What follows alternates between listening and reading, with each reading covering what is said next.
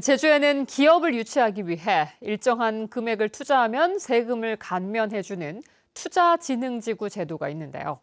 다른 지역에서도 비슷한 제도를 잇따라 도입하자 제주도가 투자진흥지구의 규제는 풀고 혜택은 늘리겠다며 제도 개선 논의를 시작했습니다.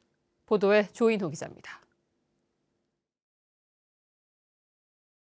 현재 제주특별법에 따라 지정된 투자진흥지구는 43곳입니다.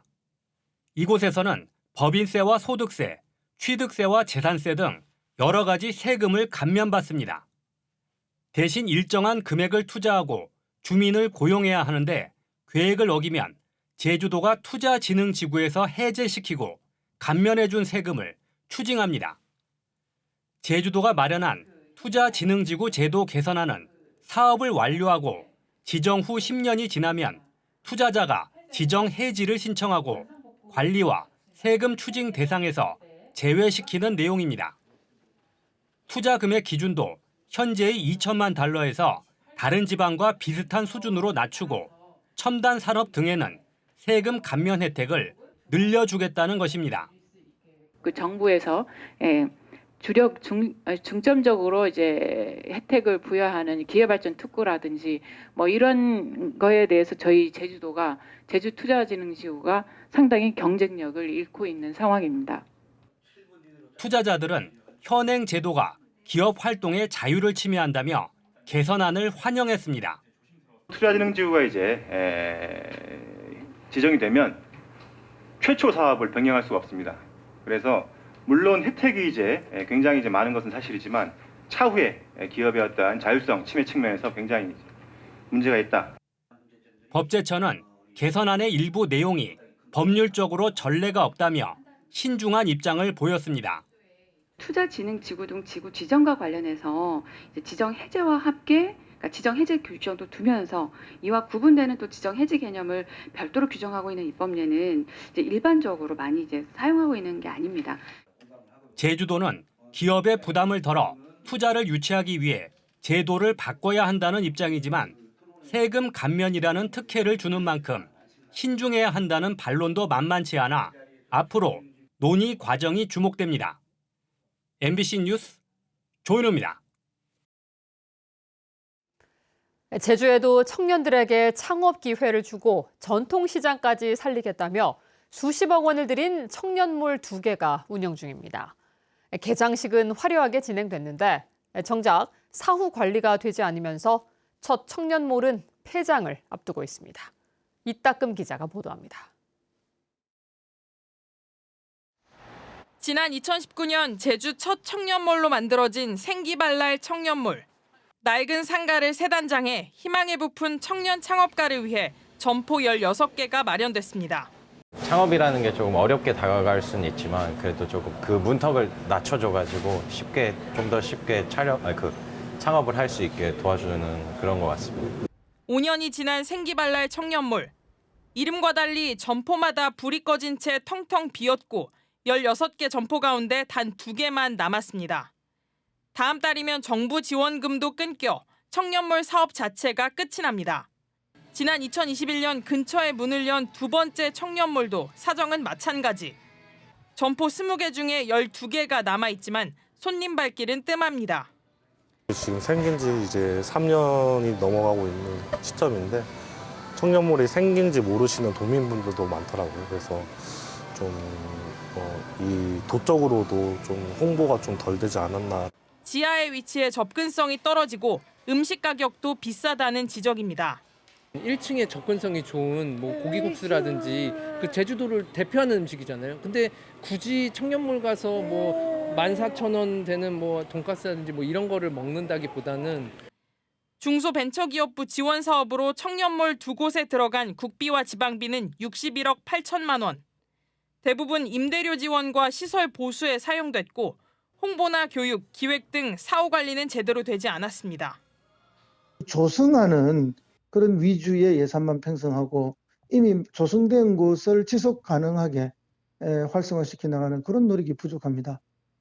전문가들은 참신한 사업 아이디어를 선발하고 지원하는 방식이 아닌 이미 마련된 행정 시스템에 따라 비용 지원만 하는 방식으로는 청년몰 활성화가 어렵다고 지적합니다.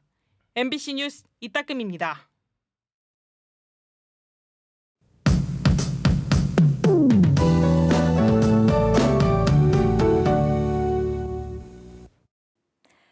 오늘 쾌청한 하늘에 가을볕이 들면서 거닐기 참 좋았는데요. 주말에도 선선한 가을 날씨를 보이겠습니다.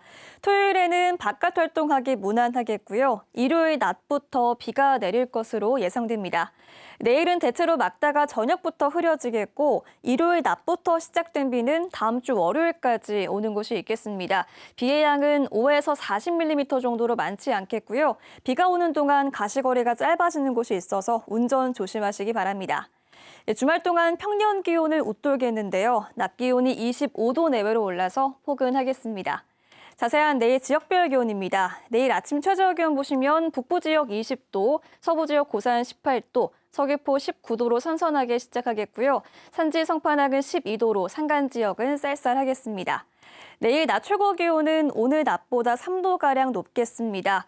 북부 지역 25도, 서부 지역 고산 26도, 서귀포는 28도까지 오르면서 가장 포근하겠습니다. 산지 성판악은 18도 안팎이 예상됩니다. 주말 동안 바다의 물결도 잔잔해지겠는데요.